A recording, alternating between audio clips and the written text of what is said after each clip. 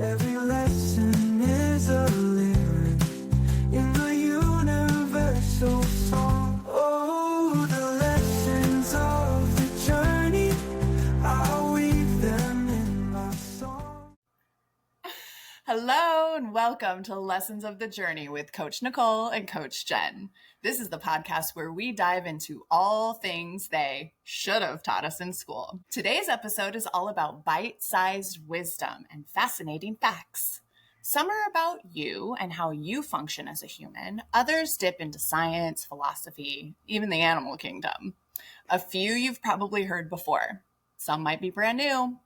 Many are worth remembering. And a few are just plain fun.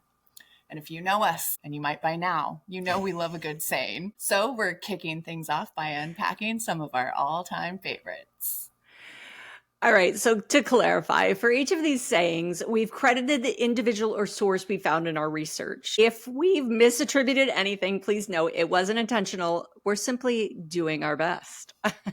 Yes. Which is a quote in itself. All right. Starting with number one. This is definitely Nicole's favorite. If you've listened at all, you know this. Clarity is power. So we're going to attribute this to Tony Robbins. We often assume we have clarity even when we do not. A little side note, everyone, I took clarity is power as my saying for the year, and I loved it. I got so deep in some areas of my life that I thought I was clear, but boy, when you really dig under the surface, things get clearer and clearer and clearer. So I love clarity is power.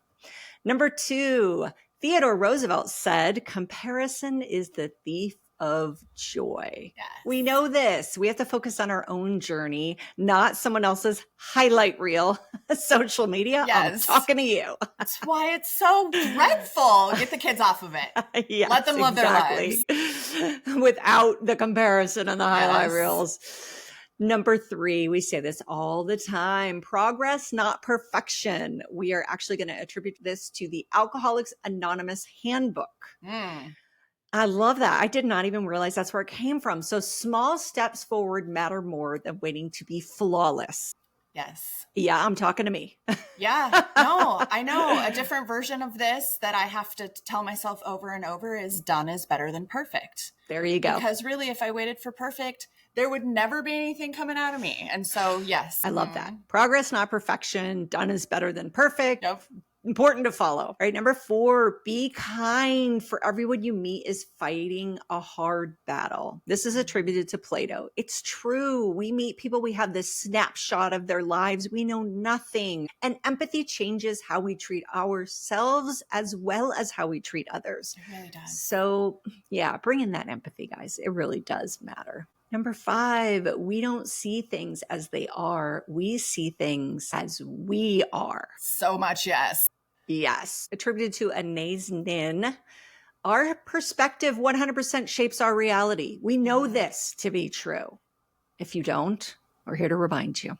Yeah, we do. We project our own selves onto every situation and then pretend as it's all it is. What's my famous quote? Get over yourself. Yes. So true. All right, number six. The only way out is through. We're giving this one to Robert Frost. It feels very stoic in nature. Facing challenges head on is really the path to growth. The stoic version of this is the obstacle is the way. Love that. Number seven, do what you can with what you have where you are. Teddy Roosevelt.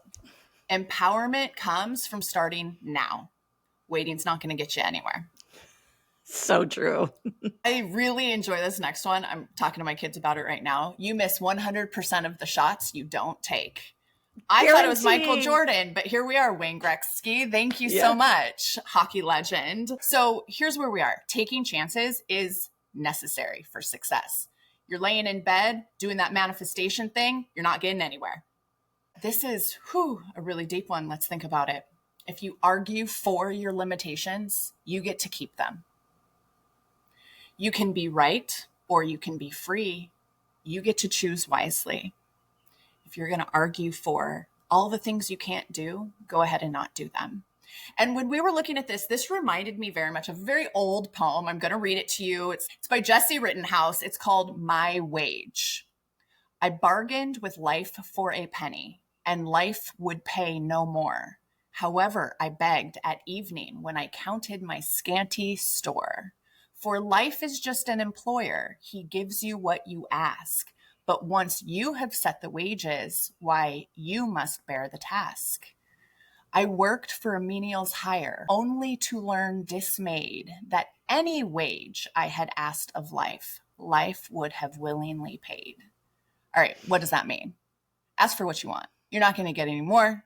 If you argue for your limitations, you get to keep them. That's it. There you go. Number 10, don't believe everything you think. Just because a thought shows up does not mean it's true. You get to question it, challenge it, and you get to choose better ones. So good. All right. Number 11, happiness is not something ready-made. It comes from your own actions. This is one of those guys that we all need to listen to, the Dalai Lama. Psst, hello. Yep. You create your own joy through your choices. Yep. That's what we have to pay attention to. Happiness is an inside job. There you go. Number 12, the journey of 1,000 miles begins with a single step. Now, how many of you said that with me? Because we all know this. This is Lao Tzu, and every big goal starts with one small action. Yep. That's what it's all about. We know this. All right. Number 13, what you resist persists. This is Carl Jung. Acceptance can be the first step toward change. Yes. If you're a frequent listener to our podcast, you know this is what we are all about. Yes. What are you resisting? Let's look at it. Look it in the face and then move forward through it. That's really what we do. Acknowledgement. And really, in my own life, this has been the truest of true. Ooh, that's uncomfortable. I don't want to deal with it. Let's put it over there. Yep. In so many situations, until you've dealt with it, it's going to continue to show up in different ways throughout your life. You got to deal with it. It's never going away unless you don't.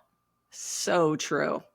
Number 14, be the change you wish to see in the world. Yeah. We've all heard it. Mahatma Gandhi.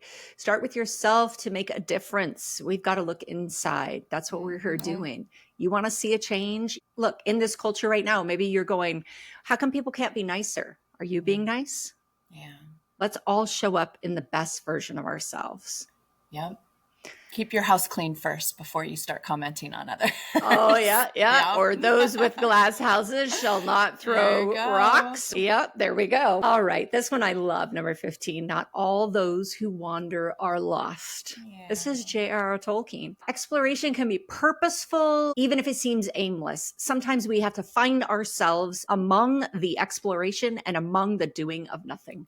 Yes. And I love that. This applies so much to kids these days, right? The idea that, oh, you have to keep the kids busy. You have to boredom. Do you remember being bored as a child and how much creativity comes from that? It's that concept of just being aimless to some degree. And then we become these adults who feel like we always have to have purpose and I have to have drive, and exploration can be purposeful. Maybe sometimes we go out not having a clue what we're looking for. And that's okay. In fact, I'd say required. Wander, y'all. Just wander.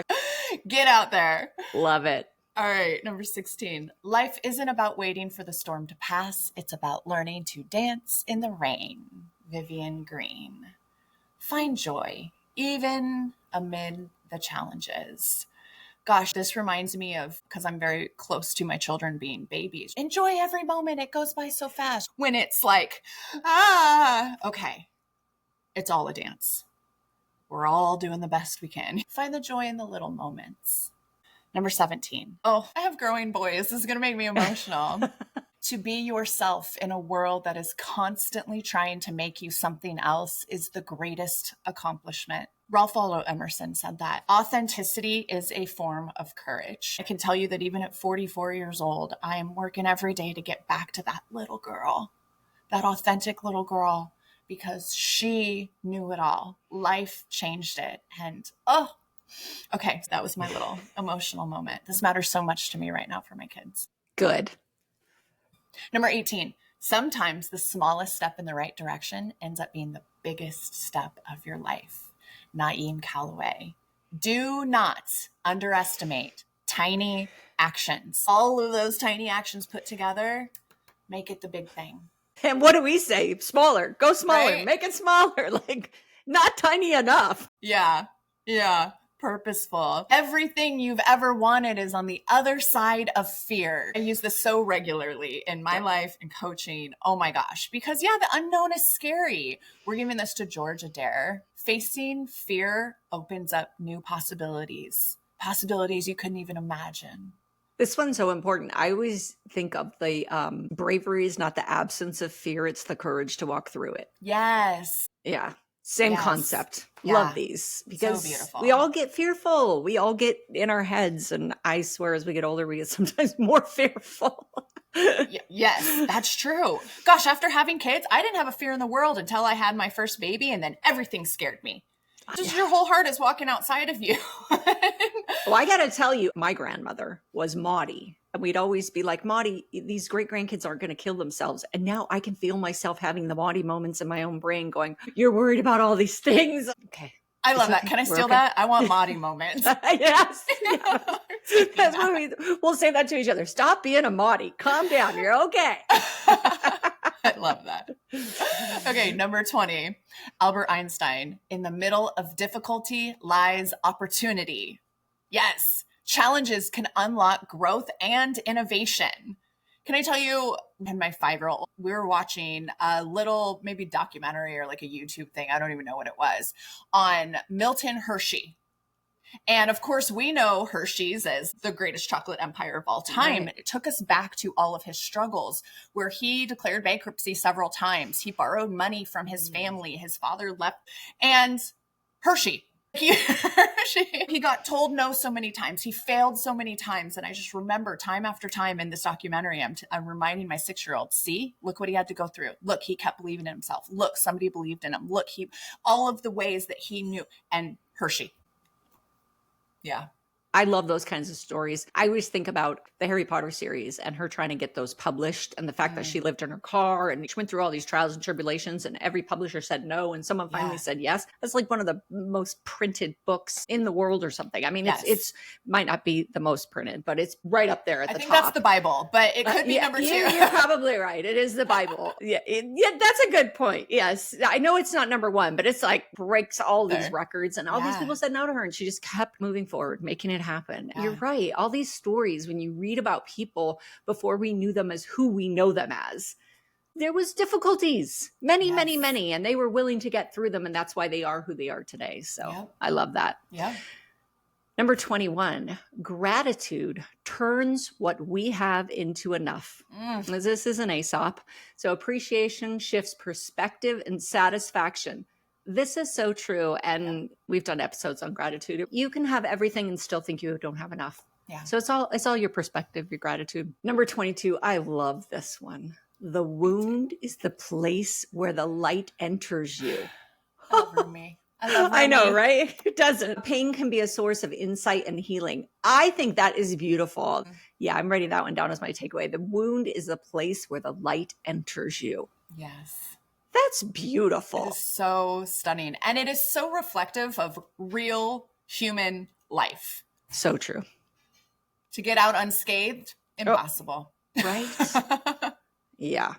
Number 23, you can't change the direction of the wind, but you can adjust your sails. Yeah. Jimmy Dean. I didn't know Jimmy Dean said that. I did not either. This was news to me. Adaptability is key to navigating life. Absolutely. You can almost say the wind is guaranteed to change. Yes. Learn to adjust your sails because we all know it's going to happen. Mm-hmm. Number 24, what lies behind us and what lies before us are tiny matters compared to what lies within us. Ralph Waldo Emerson. Yes. Inner strength is our greatest resource. Yes. We know this. This means so much to me personally. We are not the stories. We are not our past. We are not what we imagine ourselves to be. It is literally what is inside of us that can create the next new direction. And this is so powerful. Yeah. Love it. Awesome. Number 25, make your choices, reflect your hopes, not your fears. Nelson Mandela. I think that is absolutely beautiful. We make choices all day, every day. It is such a process of life Do your choices reflect your hopes, or do your choices reflect your fears? And I would imagine we're all a mix of something in there. Yeah. But I want to balance that scale towards hopes. Yeah. Well, and in hindsight, if I'm being honest with myself, and that's one of those words that we try to stay away from, every time I made a choice based on fear or insecurity, it was the wrong choice. And only in hindsight can I see that. So you'd think that would help me moving forward. Well, and it's just keeping that in mind at all times. As we're making the big choices, are we asking ourselves, is this based in hope or is this based in fear? I think that's a good filter. I love that. Yeah. Okay. New awareness unlocked. All right. Those were a good 25. Now let's move into some timeless advice that's well worth remembering. These are pieces of wisdom that were not attributed to any one person because they've been shared, shaped, passed down by pretty much everyone over time. Yeah. So 1, the behavior you tolerate teaches others how to treat you. And go back to our boundaries set, because this is a big one. Setting boundaries is the key to building trust, displaying affection, and looking out for yourself and others in any kind of relationship. If you choose to let people get away with misbehavior and tolerate their toxicity, you are only reminding them and others how they should treat you. So if you want to find and surround yourself with people that really truly add value to your life and care about you, it is absolutely essential that you are intentional with your boundaries. Remember to be clear and transparent about the behavior you will and will not tolerate. It's a really important one. Yeah. You know, that ties into what we were talking about last week when it comes to women and the behavior that we're willing to tolerate and that we're told that we should tolerate. And I love that the new generation feels like it's challenging that, going, you're not going to treat me like that. Yes. We have a right to stand up for ourselves. And it doesn't apply for just women and go women. Yeah. Yeah. And I heard in one of my many scrolls that boundaries really are not intended to keep people out of your life. They are intended to keep the right people in, because it shows somebody how to know you fully and love you fully. And those are the kinds of people that you want in. Absolutely. And I love that. I love that the boundaries are, instead of pushing people out, it's bringing the right ones in, because we want the right ones. Love that. 2, happiness is not about constant gratification. Research shows that becoming truly happy, it's working out well and resting. It's also about having a great relationship, both with yourself and with others. So even if vices and other coping mechanisms give you instant gratification, that's really not the way to build happiness. And of course, many of the happiest people aren't living constantly comfortable and joyful lives either. Instead, they choose to find happiness amid challenges, stress, and anxiety. It's more about setting yourself up for long-term success and stability rather than indulging in every passing positive experience and thought. What comes to mind here is there's a documentary, and I think it's called Happy. And what it shows us is the happiest people on earth are not living in the United States. They're in many other closer to third world countries where they are really finding joy in the everyday experience of life. Dirty water and whatnot. It's not what you have access to, it's what you create. Have you seen that documentary? I have not seen that documentary, but I have looked at the list of the 10 happiest countries in the world. And usually on the top is like Norway and Sweden and places like that. But there's this one country, and I can't remember the name of it. It's a very small country. It's located, and of course, geography in the US, not real good at the world. I believe it's located to the right of India, and it's like a really poor, itty bitty tiny country. And they always make the list of top 10. And these people are poor as they can be, and you're right, happy. Yeah, it really is an inside job. There you go. Okay, the third one, you can't change people. Can't do it.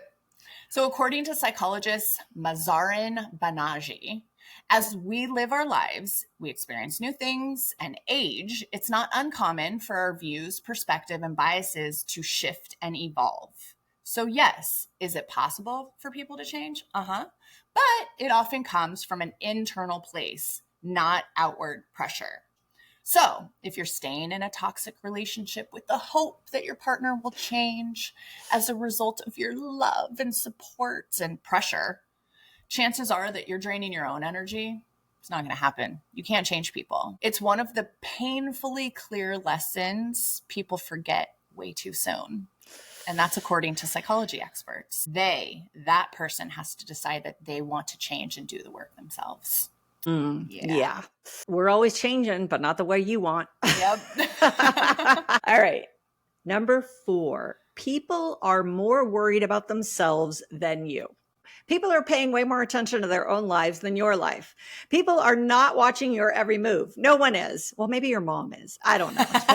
Depends on if you got a hover mother. But look, it's easy, especially in today's digital age, to fall into that trap of external validation and trying to fit in with everyone else, just to avoid that judgment, the embarrassment, the isolation. But many people quickly forget that most people are more worried about themselves than they are to judge you. Okay. In fact, according to a study from the Journal of Personality and Social Psychology, many people's fear of being judged doesn't revolve around outward judgment, but rather their own insecurities and self-esteem. Makes sense. Yep. It does. When people are more insecure about themselves and worried about making mistakes, they perceive other people as more judgmental. That's kind of crazy, isn't it? Yeah. We're just making this shit up in our heads, people. It's the story we tell ourselves. It goes back to that need to belong. We've done that whole hierarchy of needs. So of course it comes from somewhere. And think about yourself. Be authentic and be kind. There you go. That's you got it all covered. Number 5, suppressed emotions don't go away. Yeah. While it might provide some instant gratification to suppress uncomfortable and complex emotions, pushing them away rather than acknowledging and dealing with them doesn't mean they're going to go away on their own.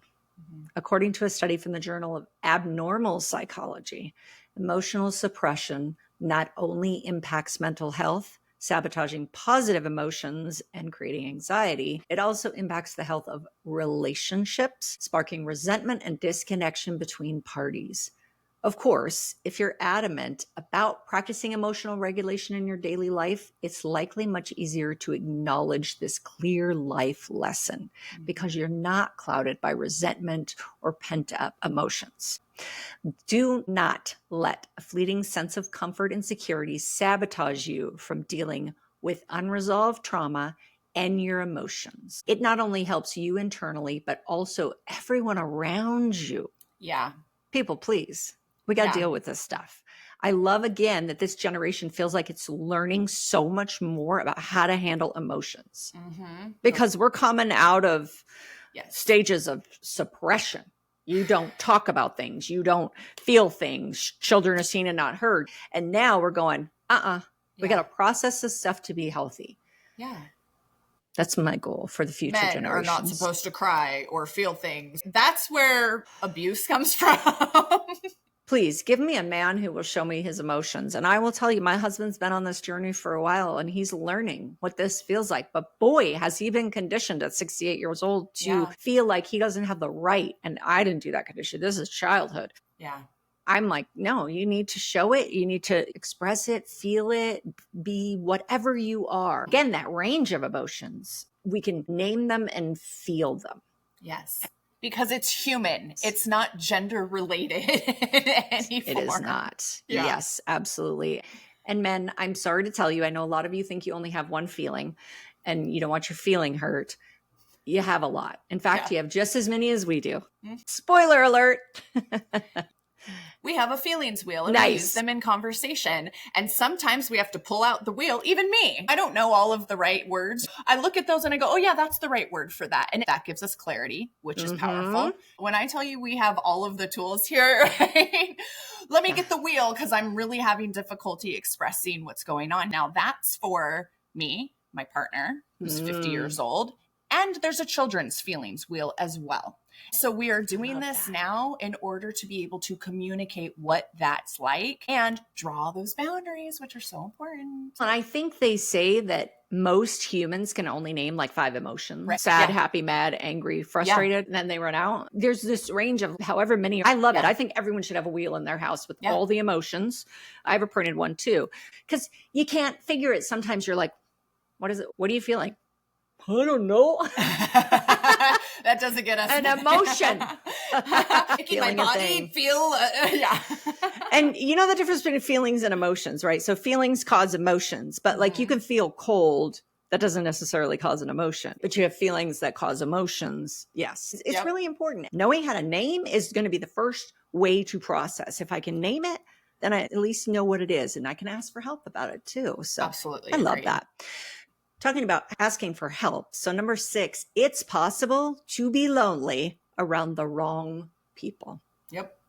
Ooh, so true. Yep. Of course, loneliness is often a side effect of social isolation and lacking social connection, especially in today's ultra digital world.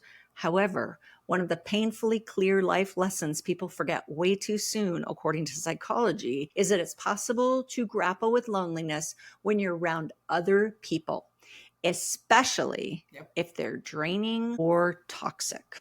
While it may simply be a reminder that you're tolerating poor behavior from a partner or drifting away from your friends, there are serious consequences to experiencing loneliness in the long term that can have a negative effect on your physical and mental well-being. Being intentional about setting boundaries. Oh, shocker, those came up again. Maintaining healthy relationships and choosing to walk away when it's right for you is key. If you're feeling lonely and alone around a group of people, chances are they're not the right people for you to surround yourself with. Yeah. Sorry. Yeah, that's tough to wrap your mind around sometime because our logical brain likes to make up reasons why that feeling might be untrue when really. And I would add a caveat to this. If you feel this way around all groups of people, you may need to talk to somebody. You may have social anxiety, and that might be something that you need to get help for. But if it's just in your group and it just feels like these might be the wrong people for you, you have our permission to find other people. Yeah. Find the people you jive with. It's a whole new level when you're in that circle. Oh, boy, does life get fun. So true. Yes. Okay, number 7. You are not your thoughts. You are not the essence. While it's not necessarily scientific truth that you are not your thoughts, considering questions like, who am I and what's my purpose, are still philosophical dilemmas. It can help to breed a bit less anxiety and chaos on a daily basis to adopt this mentality. And that's according to experts from Psychology Today. Mindfulness practices can be a great reminder that we're not entirely our thoughts and our thoughts alone. For example, if you meditate in silence for a few seconds and start to take notice of the thoughts that pop up, there's a sense of deeper consciousness beyond what we're simply thinking about. When we relieve ourselves from the idea that every passing thought is a manifestation and our thoughts make up our entire identity, we soothe the anxiety and gloom that fogs our routines. Of course, being intentional about what thoughts you actually listen to and act on is a different story, because at the end of the day, our actions mean more in the grand scheme of things than our thoughts. And we have done an episode on, well, we've done an episode on a whole bunch of stuff that can apply here. So true. We are able to rewire our brains. We are able to consciously say, hey, that first thought, that actually doesn't work for me. What's my next thought going to be? What's actually the truth? Because we can't help that first thought. We can actively and mindfully create a life and a system that allows for the first thought to change. However, when you get that first thought and it's like a yucky one, you don't have to believe it. You are not the essence of these things. I'm an awful person. How true is that? And my almost 6-year-old was feeling a feeling. He's one of my more sensitive children. And he said before bedtime, it feels like I've only ever gotten one hug from you ever. And as much as that breaks a mother's heart, we have to sit there and go, okay, how true is that? And did we snuggle last night? Yes. Did we snuggle in the morning? Yes. Do you get hugs anytime you want hugs? Yes. Do I give you hugs just because mom wants hugs? Yes. Okay. Have we had more than one hug ever? And instead of, oh, that's not true, be quiet. Instead of that, what I'm trying to do is teach him, okay, I had this yucky thought because I'm feeling a certain way. And that doesn't mean that my thought is true. And these are all of the ways that I'm going to help myself understand that I really can make those second thoughts a more accurate description of what's going on. Yeah, that's interesting. I might even ask the question when they say that, is this because you need a hug from me right now, or is this really something you've thought about and you think is true? And I want to also clarify that for all of us, we're humans. So I've had thoughts come into my head and I go, what is wrong with me? Extremely intrusive. Why would I? That was weird. Why did that just happen? And you kind of feel like, oh my gosh, like you almost want to feel bad because that thought happened. Then I'm like, no, that was just whatever. My brain's rewiring. I don't know what's happening. Who cares? Let it go. We can't get caught up in all of the things. And I think we have to give ourselves permission. Sometimes, especially for kids, they're asking for something in the moment, but they're phrasing it in a way that isn't asking for what they want. So getting the clarity. It's awesome that you're working on that. Well, and I mean, if we're being really honest, he said this as I was hugging him. So for the 9th time that day, it was like, yeah, okay, that makes 0 sense. Let's talk about it. Yeah. Okay. Yeah. This one took me a long time in life. And it's okay to drift apart from people. And it's important to remind yourself that you're always growing, changing, and evolving, whether that means it's your identity within your personal relationships, what your goals are, priorities, or even your personal values. However, other people are also changing at the exact same time, which is why it's more common than you think to drift apart from people you were once incredibly close with. Marriage and family counselor Laura Millman explains. It's one of the painfully clear life lessons people forget way too soon because they're always making new friends and connections and trying to heal from heartbreak and pain of losing a different person. It never gets easier to lose someone, but when you come to terms with the beauty of investing time into new connections with people who might be better suited to your lifestyle, it makes it a little more bearable. Yeah, this is that reason, season, lifetime thing. That's exactly what I thought of too. Yeah, it's tough. I'm not best friends with the girl I was best friends with in high school. Of course I'm not. 16-year-old Jen and 44-year-old Jen are different Jens. Yes. And that took place over time. And it's difficult because you really do feel so connected with that person. And it's okay. The ability to recognize that sometimes people must pass through our lives is really a good lesson to learn. Why are all these things hitting me so hard? Rest is necessary, even in our ultra competitive world. Always pressuring people to be available 100% of the time and consistently productive throughout the day. Rest is necessary for personal and social health, especially for people with a lot of stress in their daily lives. It could come from work, family responsibilities, emotional turmoil. You gotta rest. It's the key to maintaining a solid mental baseline. Amid the chaos of a hard day or a deadline, it's really easy to forget about the importance of rest. But at the end of the day, it's really necessary to prioritize.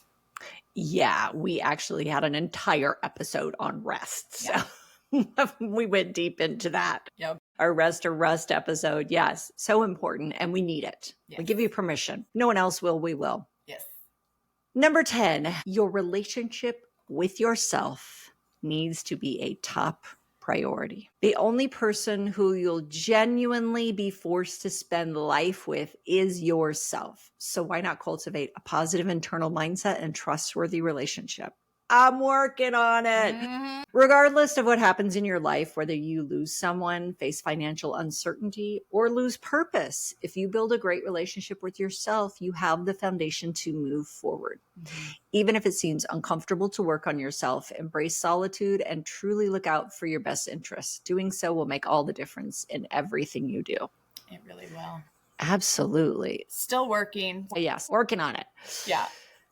All right, number 11. Nobody is coming to save you. Yeah. When you finally digest the fact that nobody is coming to save you in your life, building self-esteem, personal growth, and goals becomes a priority. If you're insecure, having a partner isn't going to make you incredibly confident. If you're unhappy in your career, nobody is coming to force you to leave, even when it comes to toxic relationships and tolerating behavior. You have to be the person to put your foot down. Everyone is capable of change, but it has to start from within, usually through self-esteem growth that boosts happiness, well-being, and health. Yeah, we do not live in a Disney princess movie. Actually, that's from when we were growing up. They don't make those movies anymore. All these girls are like, these princesses are the power. The old school one is the prince is coming to save you. No, nobody's coming to save you. You got to look in the mirror and save yourself. And no one wants to save you. They want to be there to support you, but no one wants to have to be the savior. That's a lot of work to have to save someone. So don't put that pressure on anyone. You do it. Well, my brother wants to help people. He's a fire captain, for goodness sakes. Like, he's a civil servant. Saver. He's a saver. And that unfortunately meant, as he was dating, he chose girls that needed help. I will tell you that it does not create a healthy relationship. So be the one to save yourself and then go find the one that will support you in that. Yeah. And this is changing even in movies. The moment in all the movies where the woman turns to the man and goes, "What should we do?" And you're like, Tim goes, I'd be like, I don't know. You tell me. You know more about this stuff than I do. You're like methodical. You figure it out. I wouldn't ask you. I just go. These things are stopping. Like, empower yourself. You're there to save yourself. Go for it. Yeah. Be whole, because you're going to be better in a relationship if you're a whole being. All right. Number 12. Okay. This is really hard, you guys. You're not always the good guy in someone else's story. Yeah. I don't like that. Yeah. This is a realization that I don't even know if I'm ready to have. Okay. Breathe. Even with the best intentions, you've likely hurt others. We all have blind spots. Emotional maturity begins when you realize your impact matters more than your intent. Say it again. Say it again. Your impact matters more than your intent. No, we go through this in our relationship. We go through this with the kids. Well, it was an accident. I didn't mean to punch him in the face. Okay, really? Let's work on the truth aspect here. Well, I didn't mean, his head was down there and I just accidentally kicked him. This is real true life sayings that we hear in my house. Okay, well, that you didn't mean to doesn't mean that you didn't. You did. Yeah. And so there was an impact there. And even though you didn't mean to, the impact was that hurt. Because the impact was created by you, now we have to step up and realize that even though we didn't have the intent to injure, we actually did injure. It's accountability, and that matters. And I'm okay with accountability. For me, this goes along with the not everyone's going to like you. And I have a really hard time. Like, I want everyone to like me. Oh, God. I got rid of that so long ago, because how much pressure is that? Oh, I know. And I'm eliminating it, but it's hard one for me. Yeah. See, so moving into mine, which is growth feels like loss. Not necessarily. Let's shed those unwanted pounds. Becoming a better version of yourself usually requires shedding relationships, habits, identities, and stories that just don't fit anymore. It's not just change, it's grief. Sometimes we do grieve these losses, whether they will have a positive impact or not. Loss sometimes does feel like a mourning process, and that's okay. That's also a part of life. I think it teaches us a lot in that process too. I think it's part of the journey when you're talking about the things that you're letting go of, and you're obviously letting go of things when you're going through growth. And I think initially it's like, whoa. And then you start to get to this point where you're like, oh, I gotta let it go. And initially it feels like that loss, it can transition. But I do think it's like grief. It has the transition points. And you're going, that's so difficult. Let it go. And I'm just like, yeah, I know, but I still want everyone to like me. Well, it often becomes a part of our identity. So if it's gone, we feel less whole. That's why we say you can't change an agreement if you're not replacing the old one. Figure out what serves you. And I'm fully aware that that does not serve me. And then in reality, there are people that don't like me. And I'm like, that's your loss, not mine. Yeah. But in a general sense, I'm just like, oh, I don't want nobody to not like me. Yeah. So when I say being the villain in someone else's story, oh, that's like, oh, and then my growth feels like loss. So thanks for tying those two together for me. You know, I can't say that I'm immune to this because I can't look at comments on our videos and not be like, oh, what do they think about me? Don't look. It stings for a minute. Yeah, it stings. Yeah, I agree. We're human. Yeah. All right. This is an interesting one. I've had to personally move through this. You don't have to feel like doing something to do it. I'll tell you what, waiting for motivation is a trap. Action often precedes motivation, not the other way around. Discipline isn't about feeling ready. It's about doing it anyway. And if you're waiting for that external validation or motivation, you're going to be waiting a long time because not much is going to get done. You don't have to feel it to do it. Oh. Guess what? I never feel like doing the dishes or the laundry, but it's just got to get done. You know? It's got to get done. We got to do it. Yeah. Number 15. Your thoughts aren't facts. This one keeps landing on me. We're drilling it in. Just because you think you're unworthy or a failure or behind in life, it doesn't make it true. Your brain is a pattern recognition machine. It is not a truth teller. You got to challenge the narrative. Everything you think is not true. Change the narrative. And I say this often, you get to control the narrative. You don't like the thing, you're embarrassed about a thing, move on. Because like Nicole said before, nobody's paying attention. They got their own stuff going on.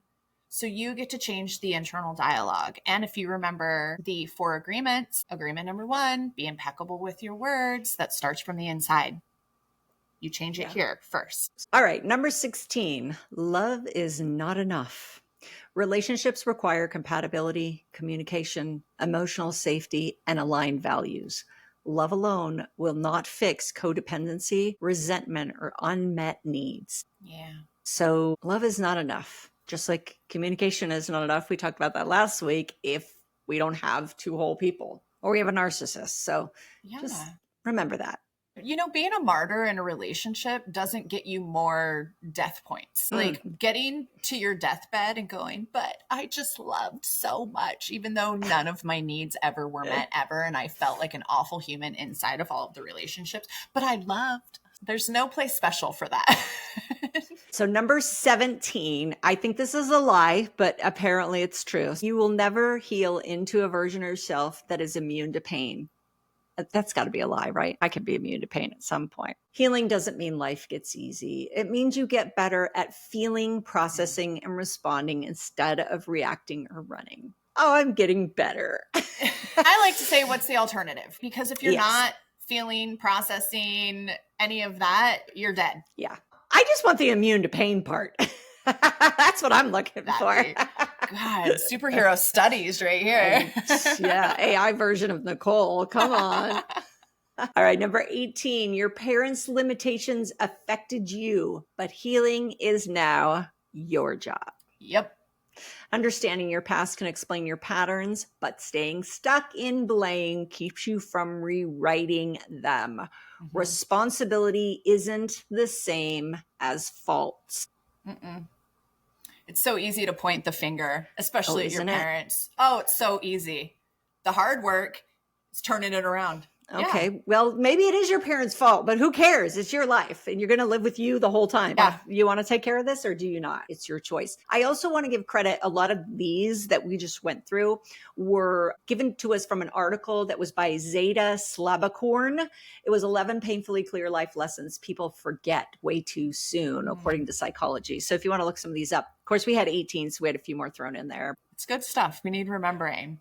Okay, now let's dive into some scientific truths, fascinating facts grounded in research that can help us better understand ourselves, our behavior, and the world around us. So these insights are rooted in psychology, biology, and neuroscience, and they offer practical takeaways you can actually use. And if you know anything about Jen, she loves the practicality of the tools. So memory is reconstructive and unreliable, and that is a scientific fact. Our brains don't store perfect recordings of events.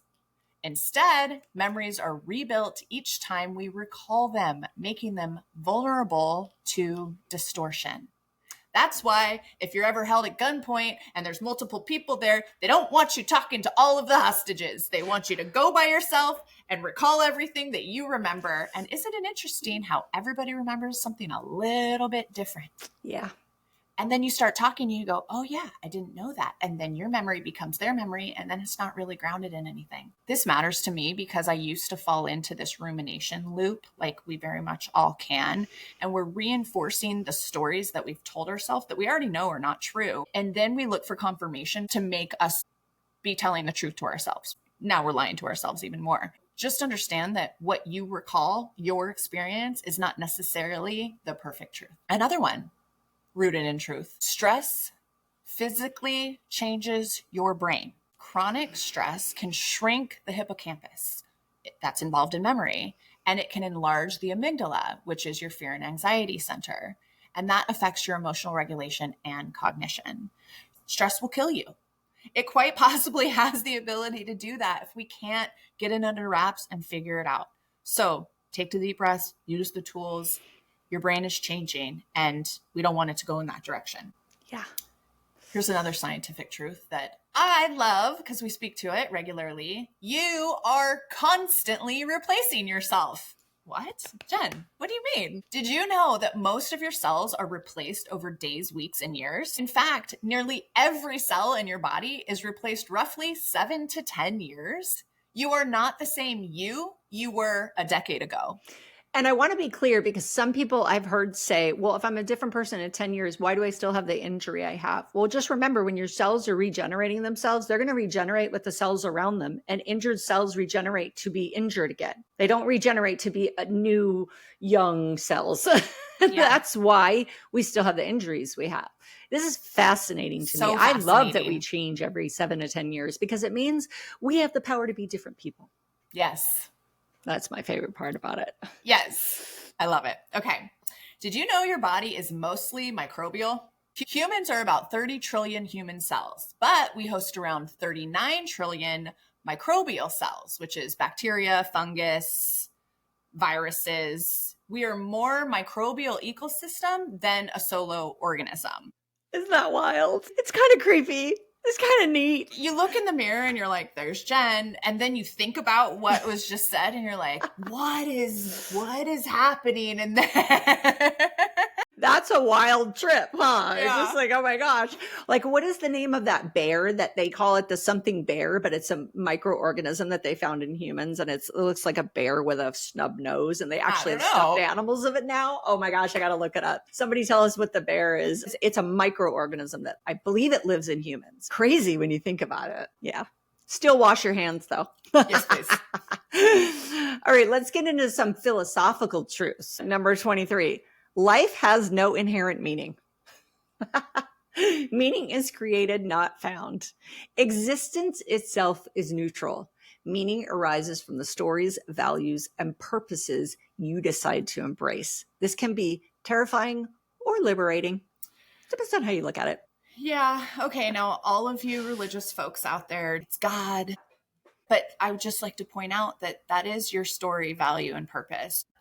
There is nothing wrong with attributing meaning to life. I attribute meaning to life 100%. Yeah. We're just saying it has no inherent meaning. It's created. I create the attributions I give to life. We all do. Good for us. Because remember, your body is mostly microbial. And the microorganisms are laughing because they're like, actually, you're just here to host us. But oh my gosh. Number 24. Everything changes and nothing stays the same. Impermanence is the core reality. Yeah. Clinging to permanence causes suffering. Learning to accept change is essential for peace. Yep. We know this. Yep. Number 25, morality is often subjective and context dependent. What's right or wrong isn't universally fixed. It's influenced by culture, circumstance, and perspective. Yes. And that's another pill that can be tough to swallow. And it's true. Yep. So, all right. Number 26, desire is the root of much suffering. Wanting what you don't have creates dissatisfaction. Buddhist philosophy calls this dukkha, the universal human condition. That's why we love that gratitude. Yes. It helps us out with what's right in front of us. Love it all. Okay, if you know Jen, you know the whole agreement thing. So number 27 is most beliefs are assumptions you inherited. Yikes. Yep. Oh, but they have to be true because I've based my entire world on them. Our worldview is shaped by culture, upbringing, and language. Often uncritically accepted. Your parents force the shit down you sometimes. Like 99.9% Yeah. of the time.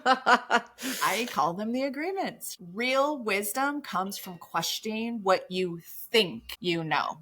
Mm-hmm. What you think you know. That's where we run into stuckness regularly. That's where the coaching comes in. Hey, I ran into this thing that has been a part of my life worldview for my entire life. And now I'm stuck because I don't believe it anymore. But it's really hard to throw it away. What do I do? Yeah. Question what you think you know. Yep. Mm-hmm.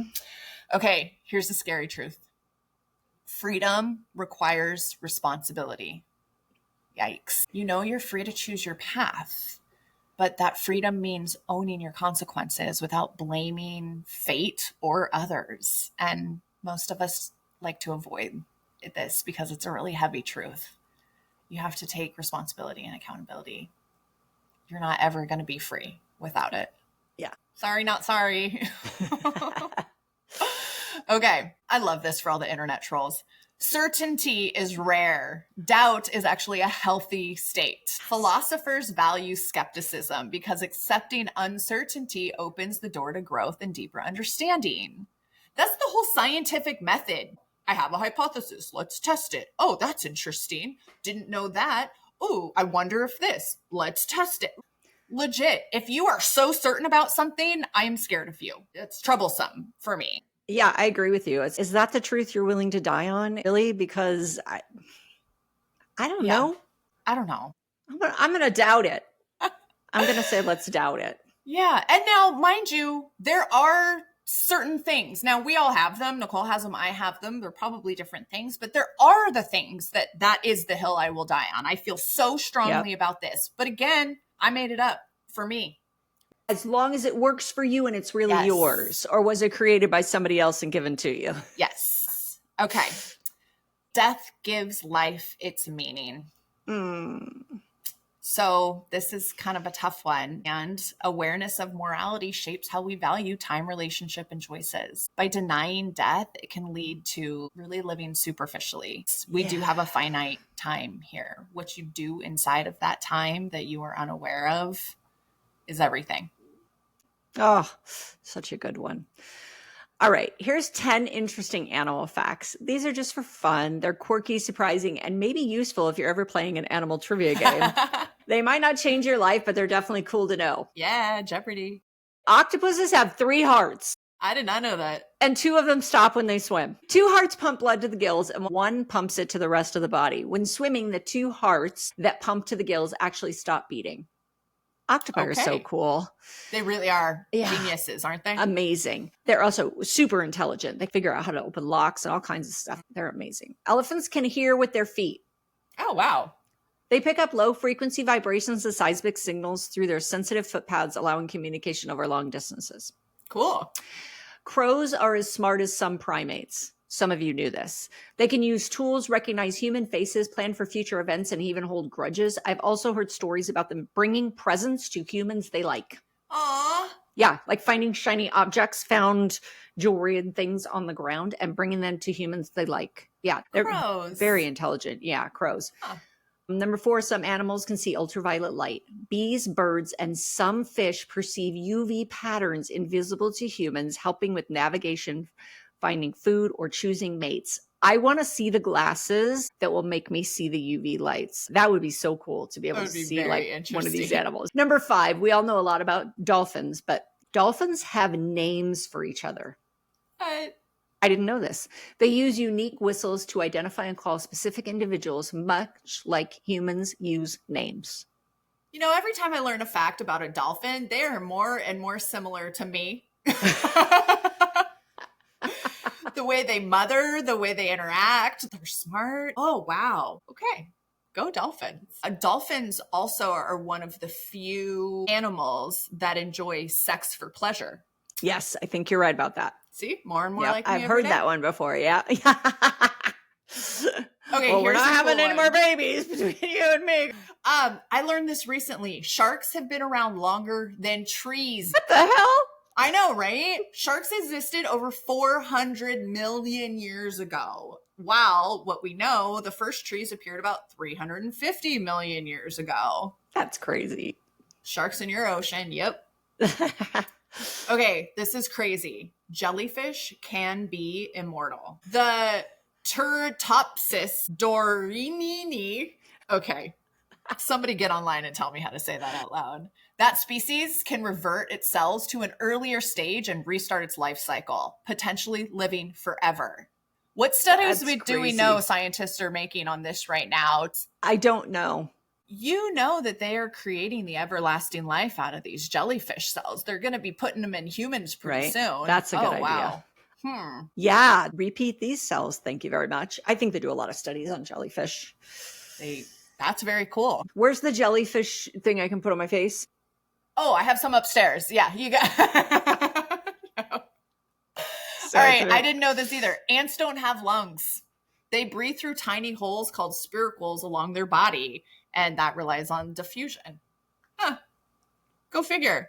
They're also like the strongest of all animals. The size to amount that they can work and carry. Yeah, that's okay, cool. The mimic octopus can impersonate other animals. We just talked about how cool octopus are. It can change not just its color and texture, but also its shape and behavior to imitate crabs, lionfish, flatfish, and more. That's wild. I know. I saw a 2-part documentary on octopus and I was like, I think this is my favorite animal of all time. It's very cool. Have you watched The Octopus Friend on Netflix? No. Oh, it's a series about a gentleman who dives with an octopus and it's going through the life of the octopus. You'll cry, but watch it. It's amazing. It's a documentary. It's really cool. They're so precious. They're very cool. Okay, did you know that when I was growing up, I had frogs?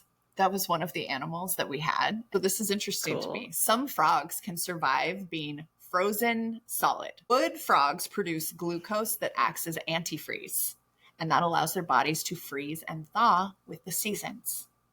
Is that not crazy? The animal world is awesome. Not my frogs. Yeah. Don't try and freeze your frogs that are in the cases at home because you're going to have a dead frog. We don't want to be responsible for any dead pets that might be. No, that's not. No, we're not here for that. All right, let's go into our takeaways. This was fun. I liked ending like that. Science is cool and animals are awesome. Aren't animals the best? See, I want to be an AI or an animal. I want to be a dolphin. I'm going to go with asking yourself when you're making choices, is this based in hope or is this based in fear? I think that's brilliant. I think that was Nelson Mandela. And when you said the boundaries, keeping the right people in versus keeping people out, I love that. Schmott. I stole that from whoever I saw on the internet. So yes, the internet wins every time. You people out there are incredible. That is so true. This was good stuff. I had fun with this one. Yeah, this was good. We love these sayings and we could dive into probably every single one of them. My question is really in line with what we've talked about today, except for it's the opposite. You ready? Yeah. What is the worst advice someone ever gave you? Great question.